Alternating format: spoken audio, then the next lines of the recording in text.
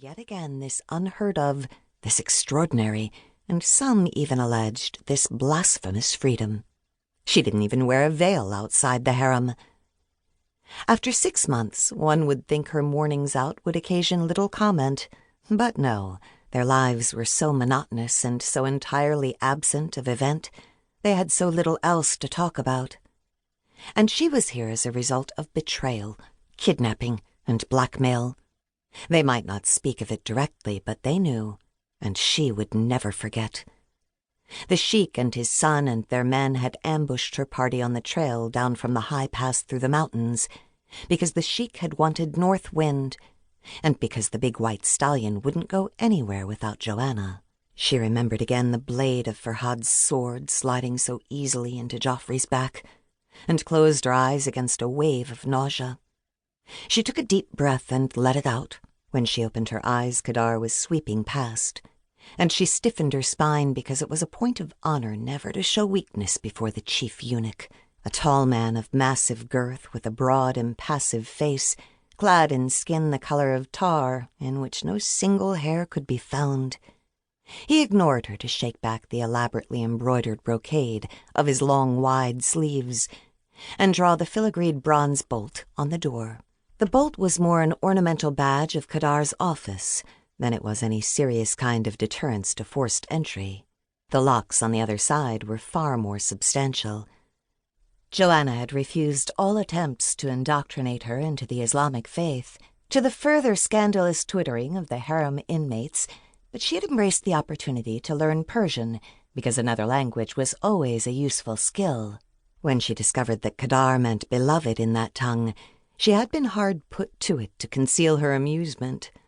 As with everything else in the harem, excessive mirth could draw unwanted attention.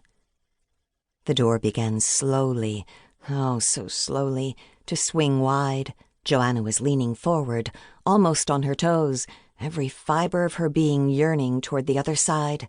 "Nazira, wait!" A small, slim figure slipped through the crowd of women and rushed forward. She had dark, flashing eyes, an infectious smile, and a merry disposition. She reminded Johanna of Fatima, a childhood friend. "Hayat," she said, striving to sound patient.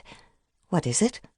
"Only this," Hayat said, seizing Johanna's hands in her own. "I need more indigo. Could you ask the guards to stop at the dyer's shed on your way back?" Hayat dimpled at Kadar. "You don't mind, do you, Kadar?" Even the chief eunuch was not proof against Hayat's wiles, as indeed few of them were. Nevertheless, he said sternly, "The master's orders are specific, Hayat, as you well know. Nazira is to go directly to the stables and return directly to the harem." Johanna felt a scrap of paper transfer into her left palm. Her own closed over it. She gave Kadar a sunny smile that was not meant to be friendly, and the chief eunuch was not so foolish as to take it so. "The dyeing shed is along the way," she said to Hayat. "If they have it, you will have indigo when I return." She turned back to the door, smoothing back her braid and brushing the front of her tunic. In the process, she slipped the scrap of paper into her sash. With conscious ceremony, Kadar bowed her through the doorway. Was the bow a little too exaggerated, a little over-elaborate? No matter. The door shut behind her with a thud that resounded off the blue-tiled walls of the harem's antechamber, vying with the trickling water of the inevitable fountain for precedence. She felt rather than saw the 2 armed guards falling in behind her, fierce with scimitars and daggers. She knew the way by now, and her pace quickened until she was almost running again by the time she reached the next door. She didn't wait for the guards. She flung it open and burst into a walled garden. She threaded through roses, red and white and pink and yellow. Forever after, she would associate the scent of roses with a feeling of imprisonment, and reached yet another door in the wall on the other side. She didn't wait for the guards to catch up with her. She hammered on the door with her fist. "Aishan, it's Johanna. Open the door."